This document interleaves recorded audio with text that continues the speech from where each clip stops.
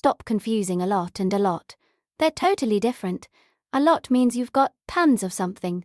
Like we have a lot of work today. But a lot, that's about officially handing stuff out. Think the city allotted funds for parks?